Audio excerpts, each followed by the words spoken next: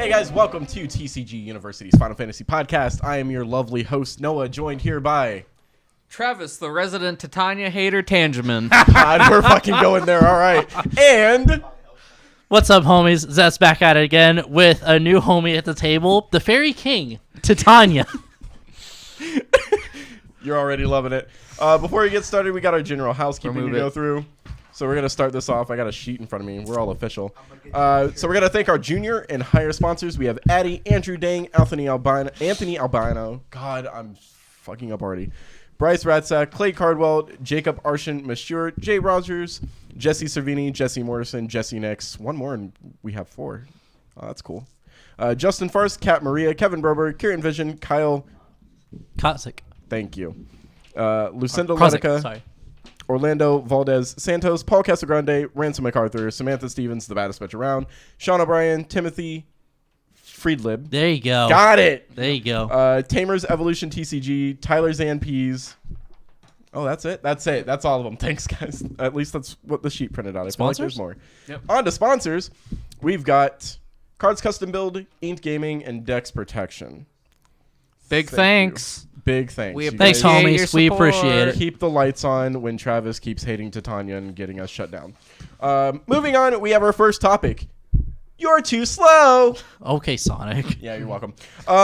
So we're talking about the pacing of the game, the speed at which things are, and what decks can keep up and what can't. So we're starting off with what archetypes can not keep up with this current format, or the format we're going into, starting with Opus 13. Anybody want to kick it off?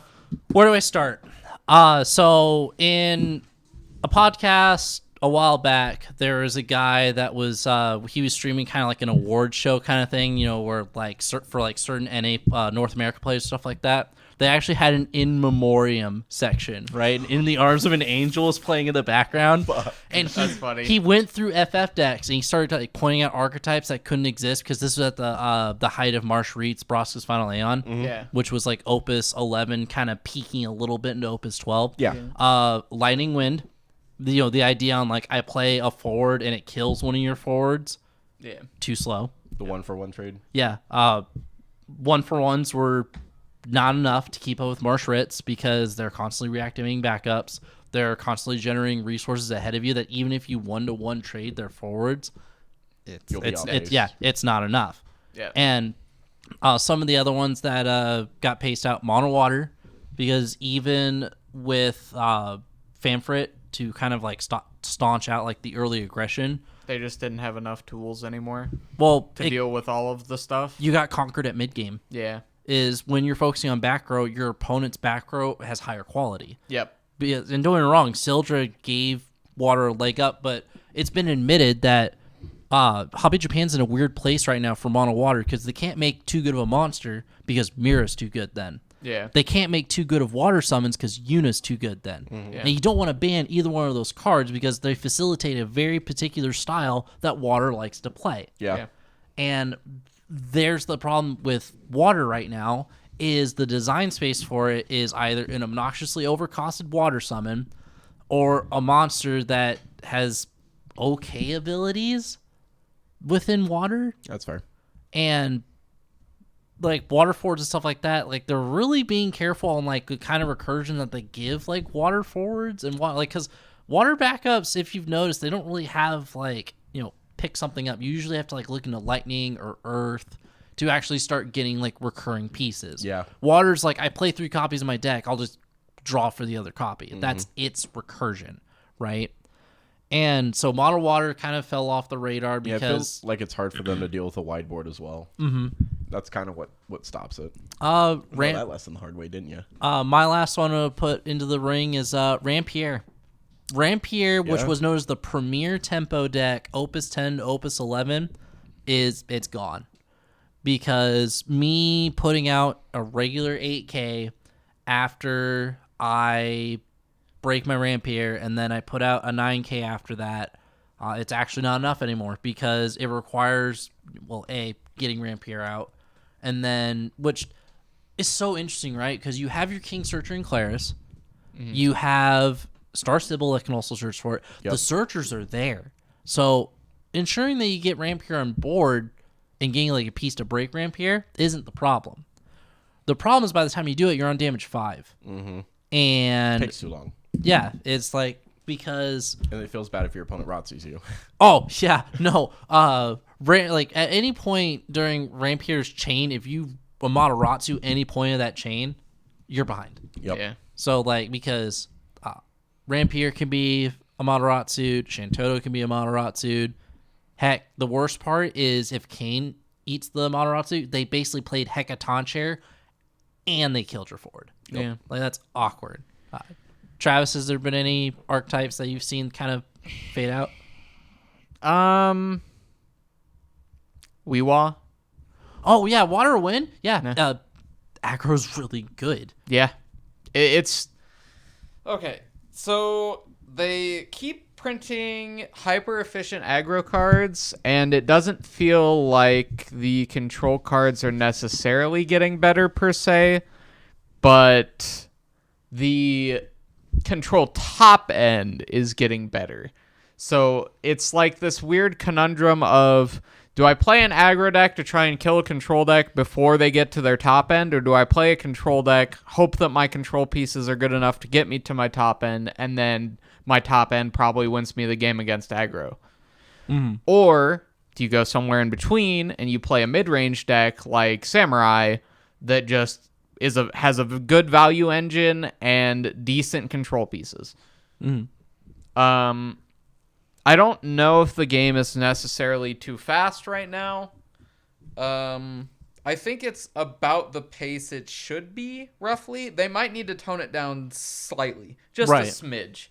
Because either that or just give control decks better pieces. But I don't like doing that. I'd rather them just like slow the pace on aggro down a little. Well, because the other thing too is like the basis of Final Fantasy is that it's a 30-minute game, right? Yeah. Like you and I slug it out for like 10, 15, 20 minutes, it's over, right? Yeah. This isn't like UFS or some other TCGs where we're going to be playing for like 3 hours. Yeah. Now, it'll probably be 3 hours over the course of an event, but it's not a single match. Yeah. Like I play, I lose, it's done. I can go get my food. I can go use the restroom. I can go call my girlfriend, tell her I love her.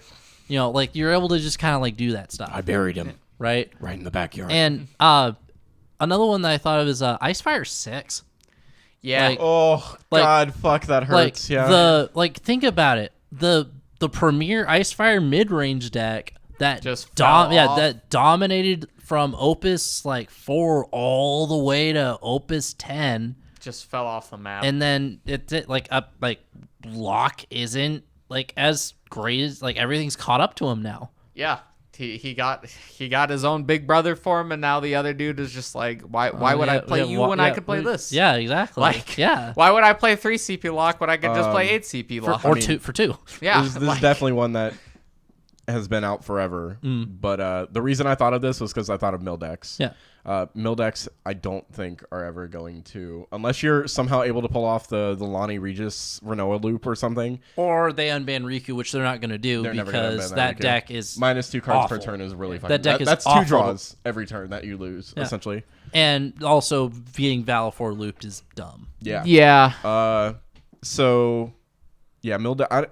I love the idea of a Mildex. I just don't think it's ever going to be up to snuff. To stuff. Until they get a card that that makes them lose 5 cards. So the only way I can figure this out, and I've said it numerous times, is Paul Chelinka. If Paul can get the 2 hits in, that's the fastest way you're going to mill your opponent out. Because that's 12 cards. Well, that's also the same end on if I Sage Zidane or Sid Zidane, right? It's the same principle. It will work because right now, Water Lightning Party attacks, where they go turn 1 Zidane, Sid, it's either you stuff it or they recoup the 2 cards that they've spent and they have 2 forwards on board that you have to do something. Yeah, you can't just let them sit there. It sucks because it's a 2K and it's a 3K, right? So it feels awful to Shantoto them away from the board, but with some decks and depending on how your opener is, you gotta do it. I don't actually remember how heavy this deck was meta-wise, but I do remember Fire Earth 7. Well, the thing with Fire Earth 7 is it's always going to be a fair deck, right? And That's fair. It's like it's still, again, my perspective. It's like Scions, right? You can play it at locals. You'll be able to do just fine. Yeah, see, that's the way I see like any 7 deck, honestly, is just like you have good access to good cards, you have the consistency, but it doesn't have that one thing that shoots it up above the it rest. doesn't have that like, man, this is my really strong top end. Yeah. Like the closest thing they have to that is Tifa, but Tifa is just or Barrett. Because Barrett's their Tenzin basically. Yeah. So it's like, but those are he was Tenzin before it was cool. Yeah. They're just too easy to deal with. Because like if you think about it, like if you compare Barrett as a card to Tenzin doesn't even have to attack. He can just sit there and look pretty and still do his thing. Yeah, exactly. Barrett And then even if Tenzin leaves play, as in he just pops, you don't even have to break him. He just goes to your hand. You still get a samurai back. Yep. So like since we're kind of doing like this whole running theme with it, it's kind of like, if you're on like a jog with your friends, or like you do like a group thing with your friends where you all go like jog around the park or something like that. That's kind of like where like 7 and like Scions and like that's where those kind of like fit in as that. If all of you have kind of like same idea for running shoes and you all run around the same park, it's a good time. Yeah. Like if and that also goes for like any of the starter decks. Like you're gonna have a good time. Yep. Yeah. But if it's going to be going to like a track and field event, you're gonna have to kind of get an idea on who else is gonna be participating at the track and field event. Yeah. And you're gonna have to wear your best running shoes and your most aerodynamic clothes and all that and stuff. actually run beforehand. Yeah. Right. You're gonna have to trip everybody up.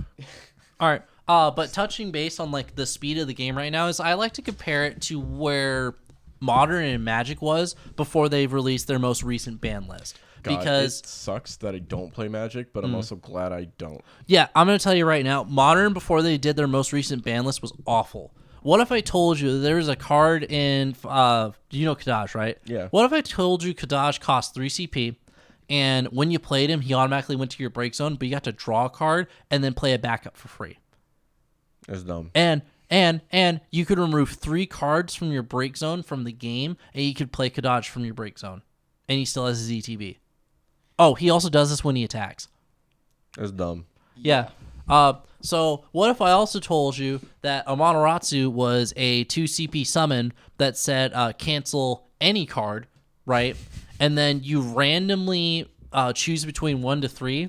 That many cards go to your break zone, and you reveal cards from your deck until you find a card that you're able to cast. With Cast a different name. With a different name. Cast that card for free.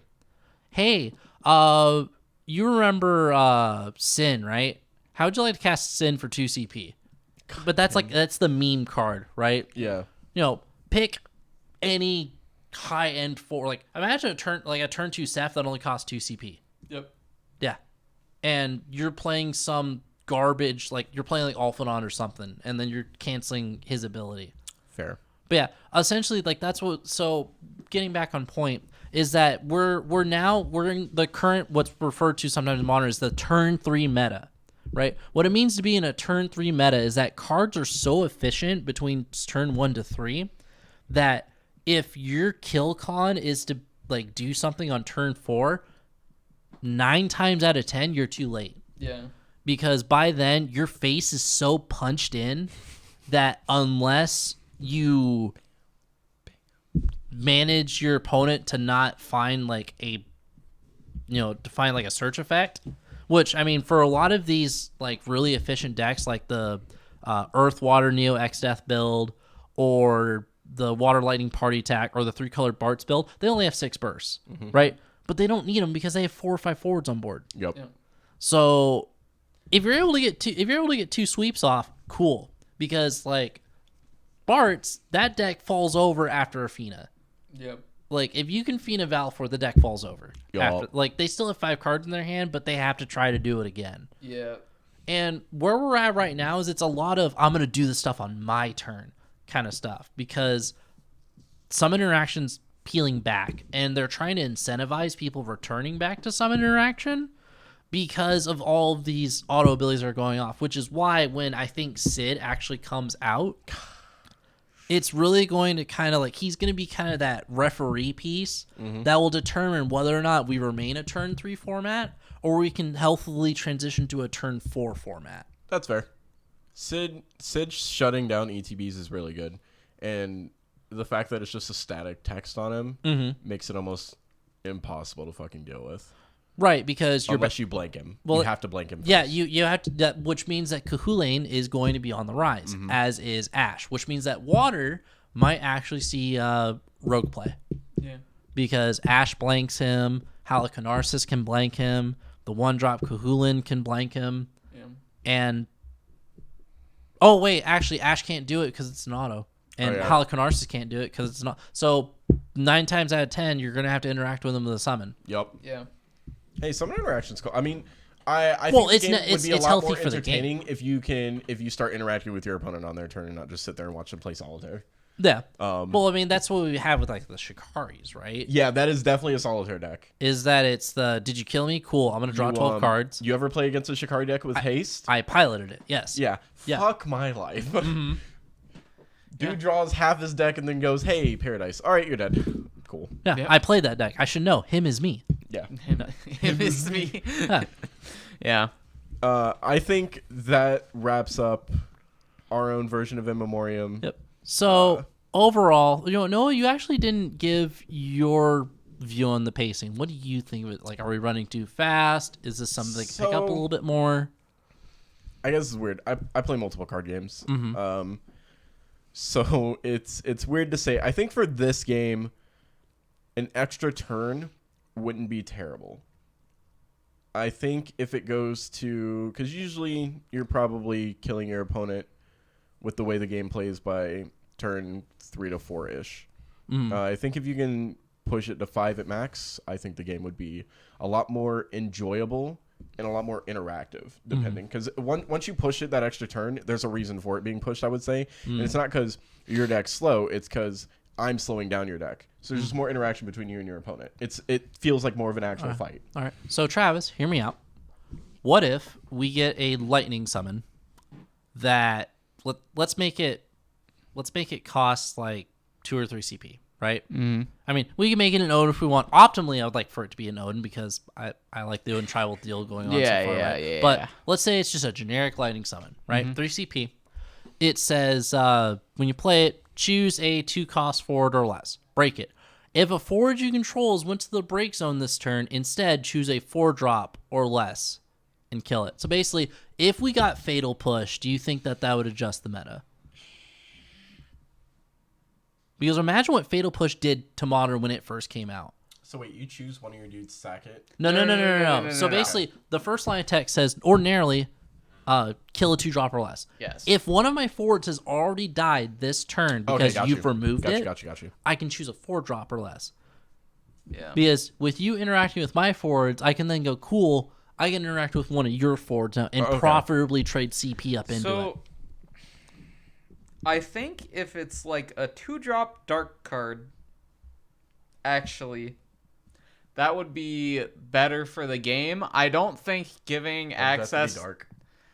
Because any deck can play it. See, that's my problem. Yeah, I don't think every deck should be able to play it. So I think it's fine in the fact that if you choose to play it in your deck, it's not only taking up slots, but it's a dark card, so you can never pitch it for CP. And I think it's a lot more balanced. So I think it's the Spirit Gun conundrum in UFS, where they, instead of saying, hey, we're just going to ban Spirit Gun, they limited it to Yusuke. Now this one character has this extremely powerful tool that no other character has access to. I hate that. I think that's awful game design, awful, like, whatever you want to call it. I think limiting good interaction to just one color and saying, here, you all just get this random stuff that doesn't do nearly as much is just bad. That's fair. That's why I think limiting it to lightning would just be bad for the game, honestly. I think if they made it dark or light, it doesn't matter which, that would be fine. Like, just 2-drop, dark or light, that would be perfectly fine. And I think it would slow the game down enough to where we would be having, like, 5-turn-plus games that people enjoy a lot. Because, honestly, Fatal Push was never broken in a format.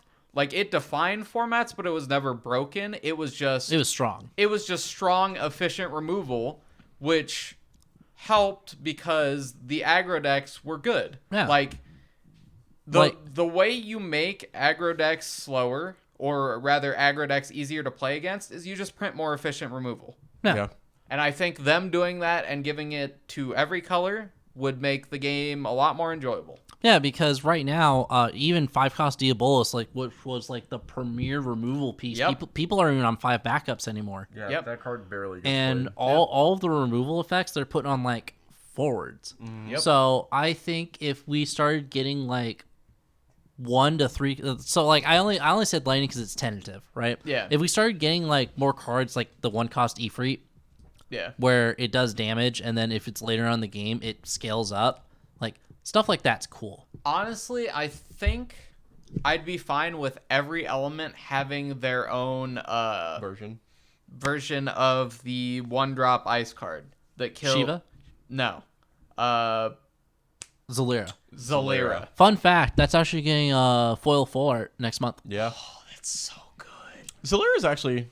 Damn, that's... Zalira is a good card. Especially with the way people play currently, because I see there's a lot of odd-numbered cards that are flying about. It doesn't... But the problem, though, is that the really good 4-cross are going to be still around. Like, Axstar is going to be that, and then you can't kill Sid with it. Slight off-topic. I don't know if you guys know this, but aren't there 2 different Mr. Mimes in Pokemon that shoot odd and even numbers? That would be funny. Yeah. I mean... I don't know if Zalira has a counterpart for that, but...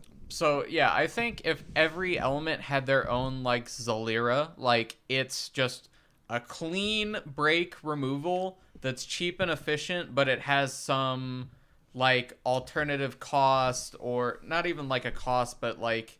Condition? Some condition, Zalira, right? they have to be dull. Yeah. Like... You have to put the extra effort in to potentially dull it to easy shoot it. Yeah. Or your opponent is a fool and swings. So, like, we make it easy, but not too easy. And we make it accessible, but not too accessible. So, I was thinking about this. You mentioned Silence sucks dick when you play slot reels. Well, yeah, because cards with blank text aren't fun. So, since cards with majority of people play pretty hefty ETB decks, do you think that's Sid what just FF does? Silences decks at that point?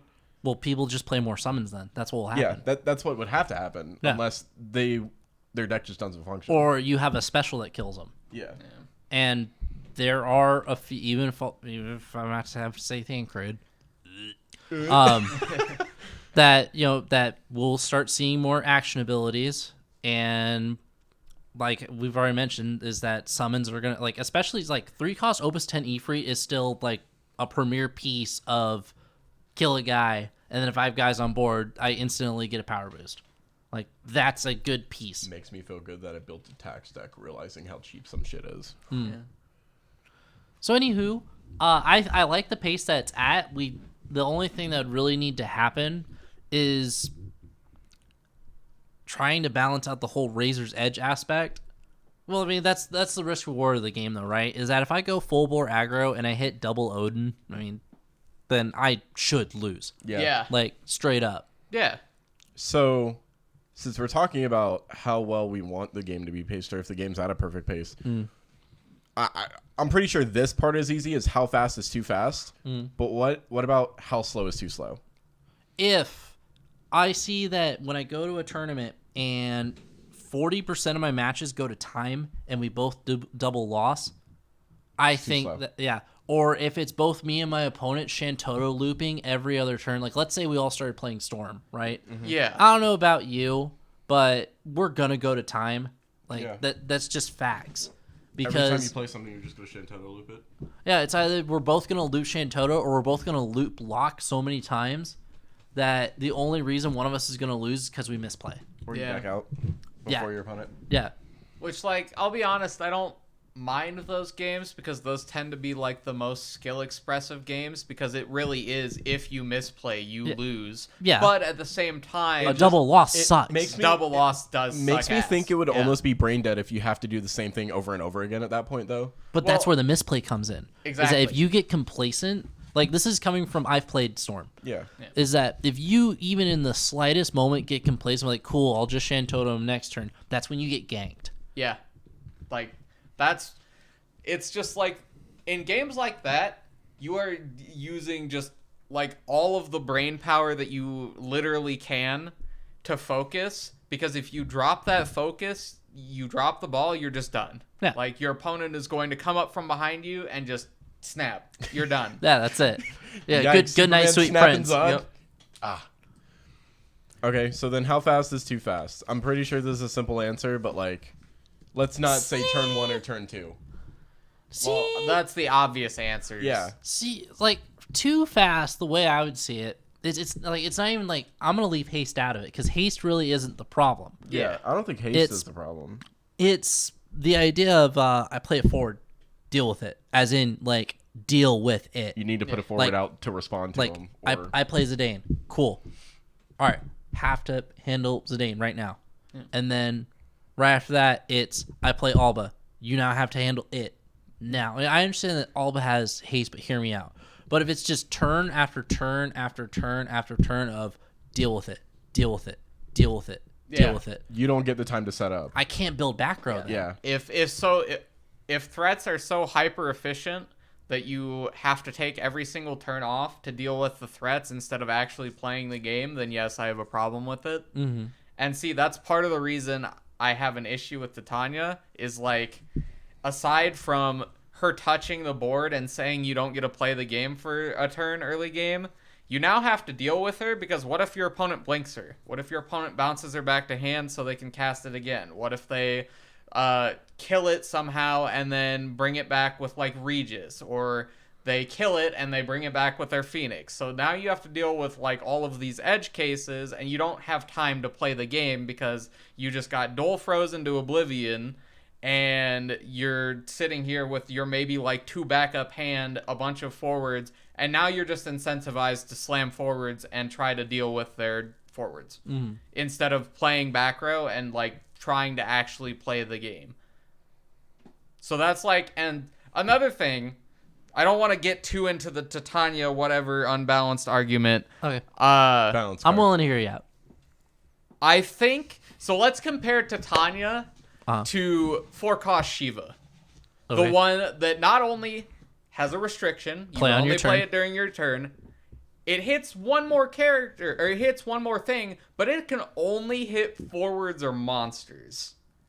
So I want you to imagine when you're playing Titania, you're not only playing a more cost-efficient card, you're playing a card that can hit anything. Like, obviously, when Hobby Japan was making Shiva, they thought, man, this card would be way too unbalanced if it could hit anything. And that's why it doesn't hit anything. Yes. So, that is my point.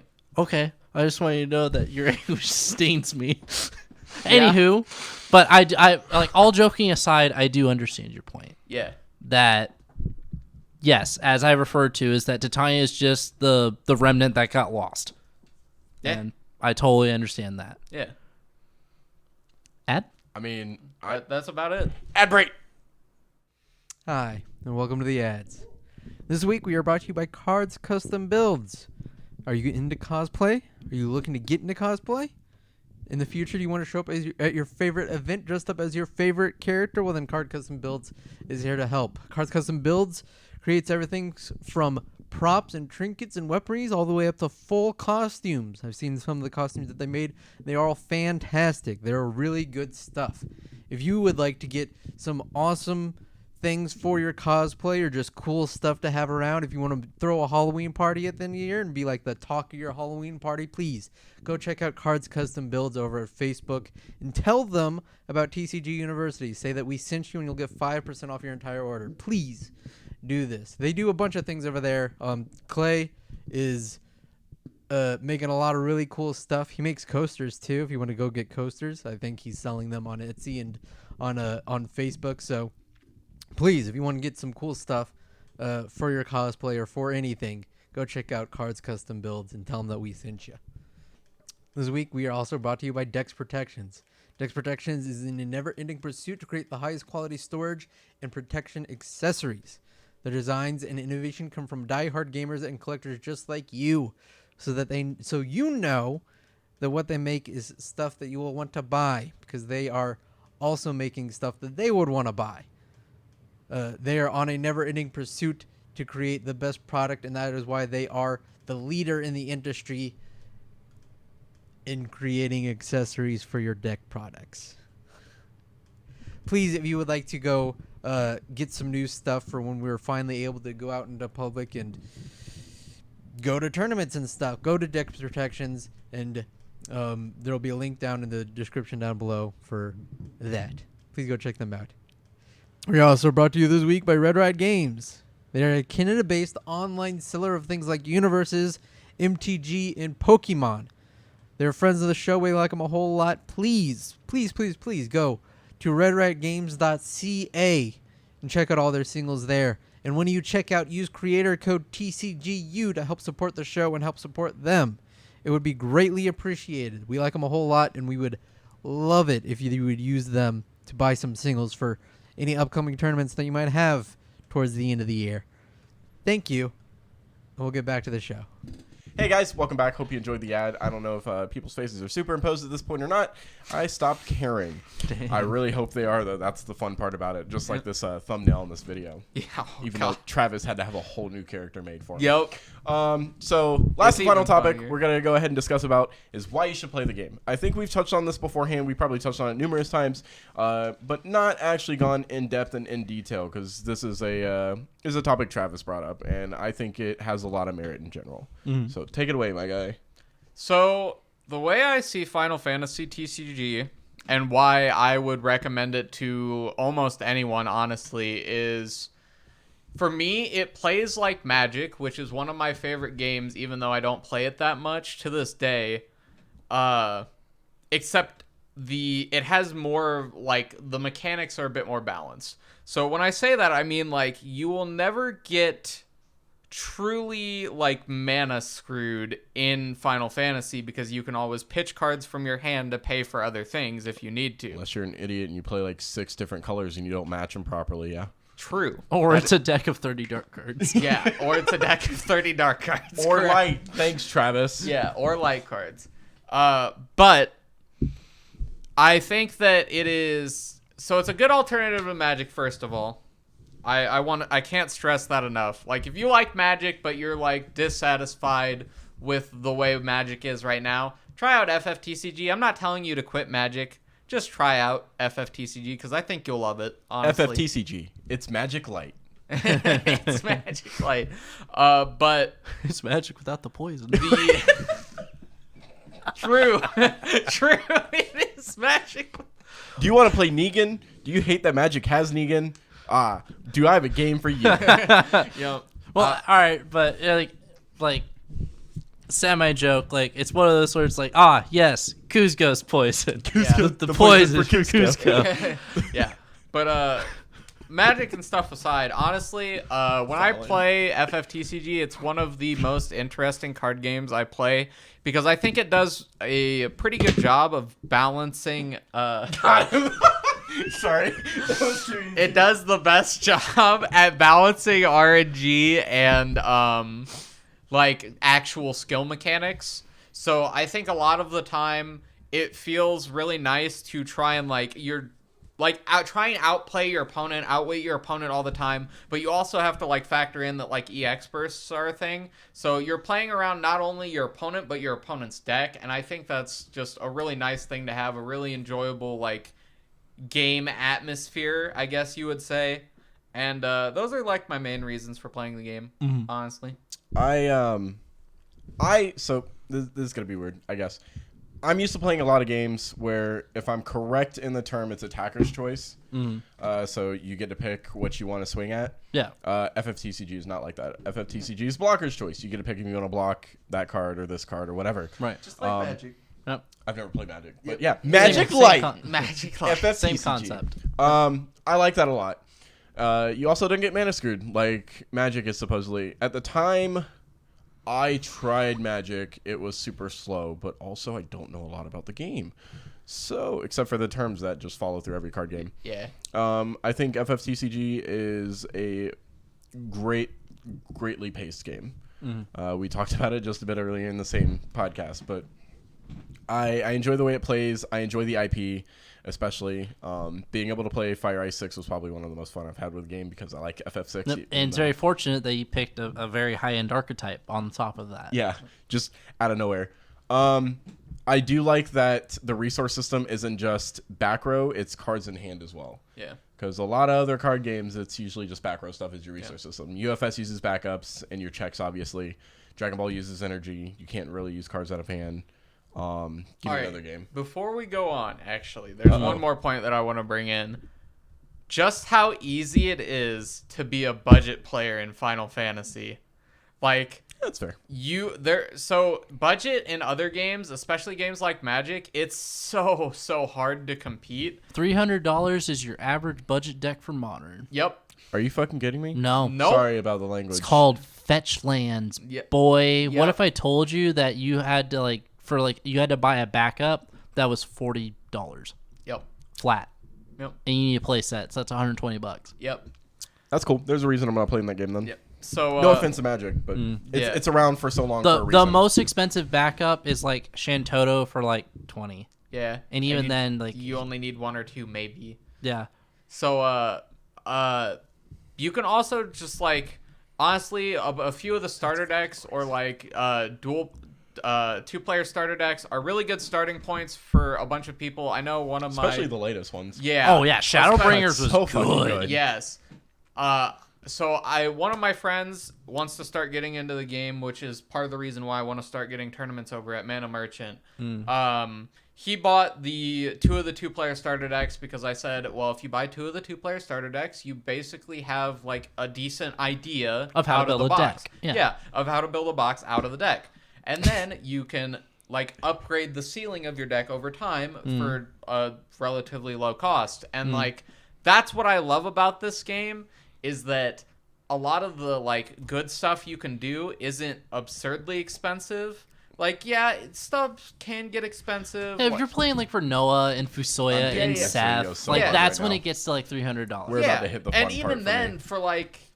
for a normal card game, that's not that bad. No. Like for something high end, that's not bad compared to a lot of other card games. Like if we compare it to Weiss Wars or Magic, top tier Magic $1,200. decks, God, dude, top tier what Magic decks, $1,200. Top tier Weiss decks like $600, $800. Like, Why? like it Not can just, not including if you want to max rarity out things Yep. in White Schwartz. And It's the like $200 for a card. The other cool thing about that also is that like when that's inspired its own market to rent the cards you're missing. yeah.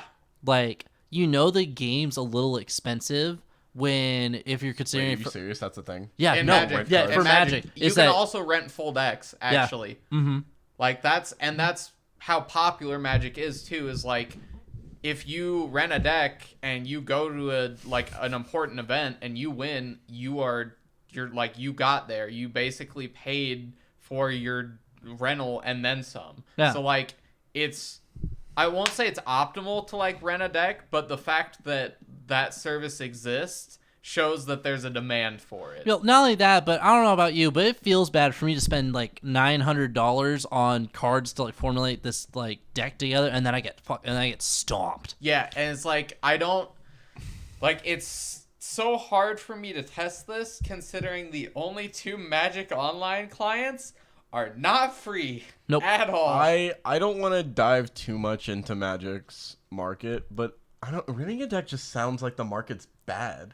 So standard isn't as bad as modern is most of the time, but it like, can be. If it comes to the fact that you have to have a service to rent a deck because the cards are so expensive.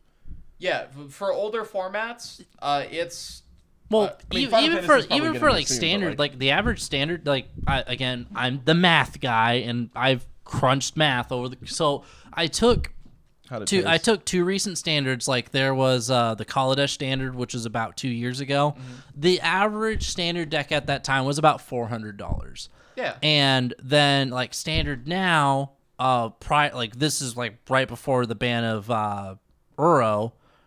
It's about $510. So it went up like 20%. Yeah. Because WotC keeps printing powerful cards that don't necessarily look at them, and then people play it like online. And also, so you got to realize scarcity is another big problem. Also, is to price inflation, because even right now, Opus 11 is being bought out at places, and people are trying to do the Pokemon thing, the scalper thing.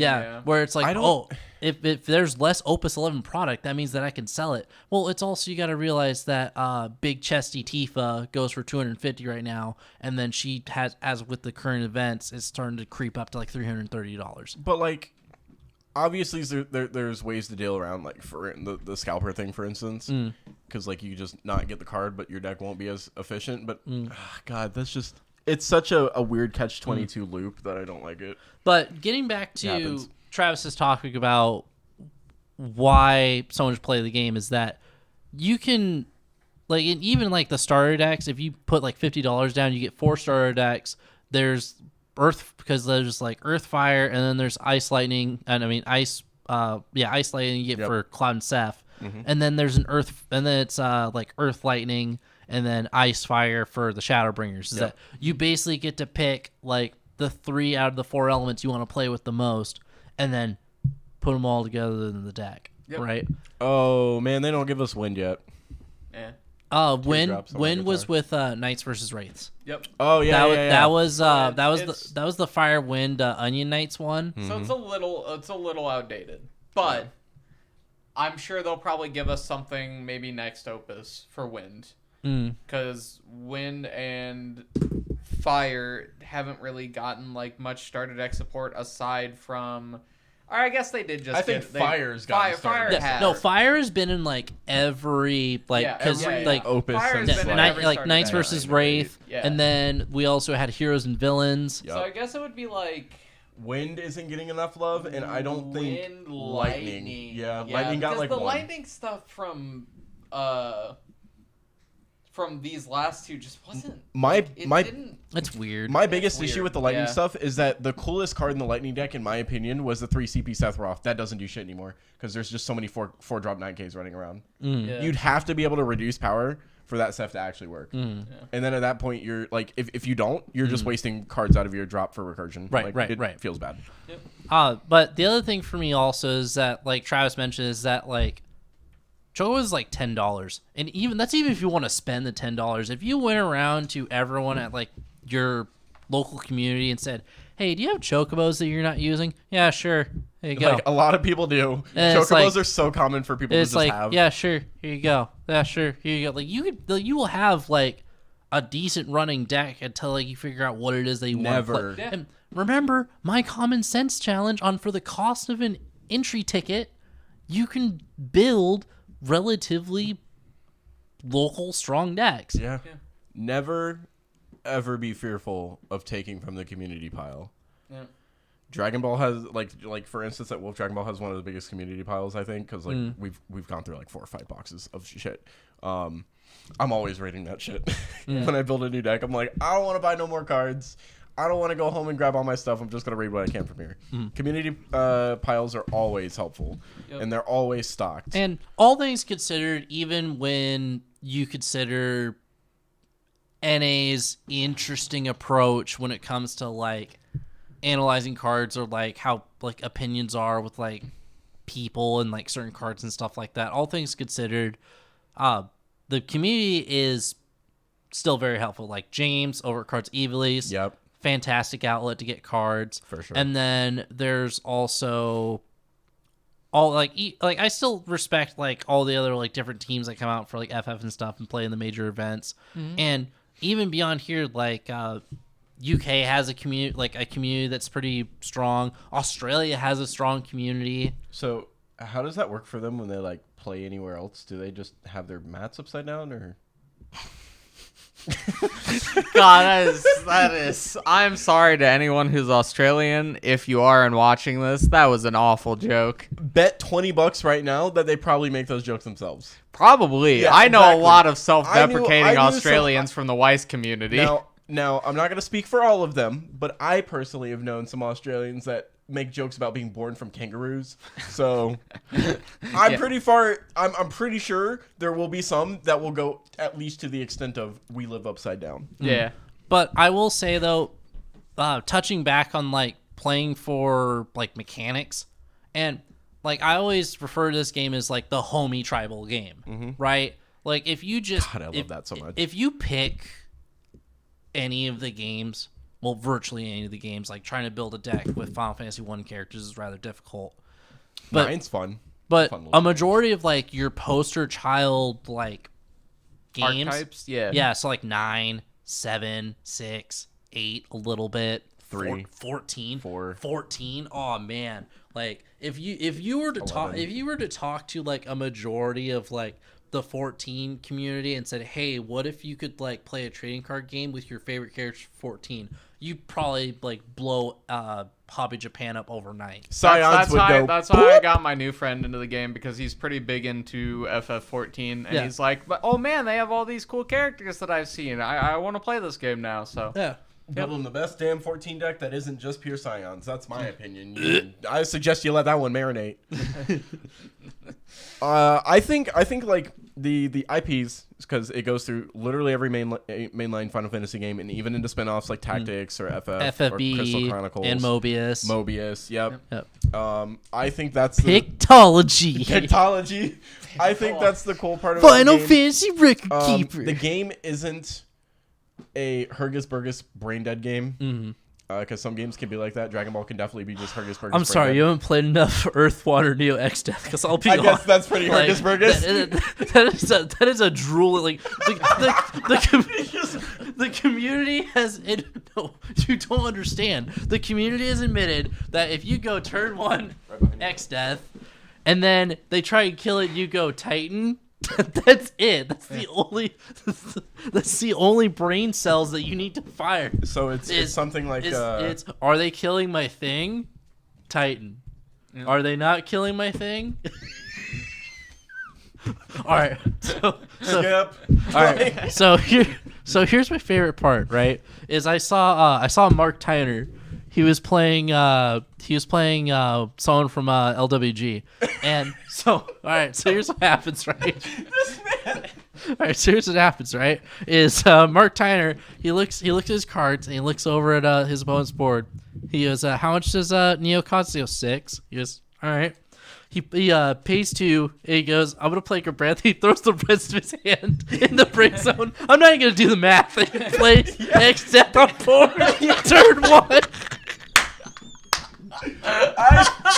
I've seen him. Not even gonna do the math. I've seen him so play games beautiful. where like I have a recording on my phone of him playing games where he's just standing there and he's just dancing around. And he's just yeah, and he's just yeah. Like, Mark definitely does that.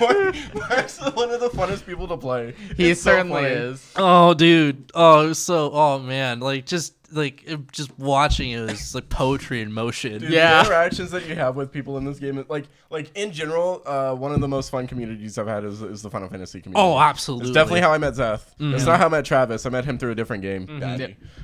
True. But yeah, like it's hard to say why you should play the game instead of hey, play the game, Yeah, and then you'll it's know. one of those experience it, and if you enjoyed the experience, hey, because you know how they're doing those 14 ads now. Yeah. Yo, so they had the Dragoon ad. They could have just put any just generic Dragoon in that couch, right? You know where they put it? They put Estinian and broody, angsty. I'm the portrait on the wall. Estinian with his resting face. Yeah.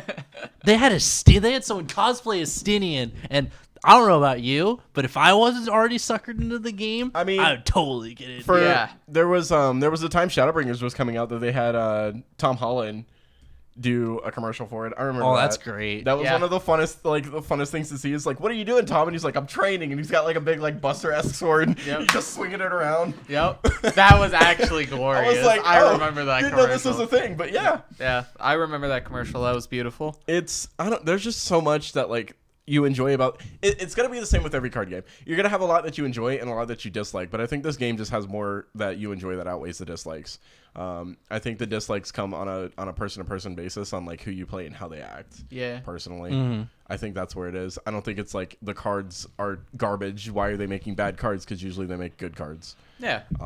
That's another thing I like about this game is like almost every card fulfills a purpose somewhat, and unless you're Guido, it deserves to be in the bin. we for the most part we don't really see like chaff. People want to do the fire chocobo backup to replace Guido. People are already doing it. Like, no, hear me out. Here's what people have been doing. You remember Mitsuki, right? That whenever a 4 goes to the break zone, you activate her. So what they do is they'll kickstart the combo and 3K your board. Oh, your things take 3K. Everything died. Cool. Mitsuki activates 3K everything.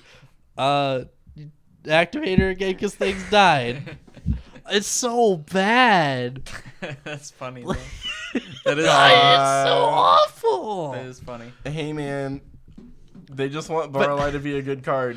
No, I think minus his 3K, he's still good if you can pitch cards. You see, the Dolph Freeze is so good. like, here's the thing, right? I think really the only reason that, well, actually, probably save it more for like a post-show thing. That's fine. We'll move into post in Okay. just a second. I'd like to thank you all for watching. Hope you enjoyed this one. I think anybody got any last minute wrap-ups? I would like to thank you all for watching. First of all, I already said that. Yeah. Second of all.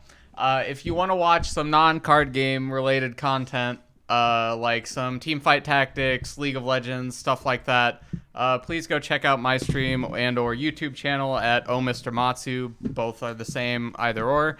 I stream on Facebook, Twitch, and YouTube. And Twitter. No, I'm kidding. But obviously, subscribe here first. What are you doing? Click that button. Quit trying to be meta. Like hit it. Like hit it now. Like you see that your mouse right there, just tap that subscribe button. Yeah, and then I think go it looks like subscribe to me. that. I'm just kidding.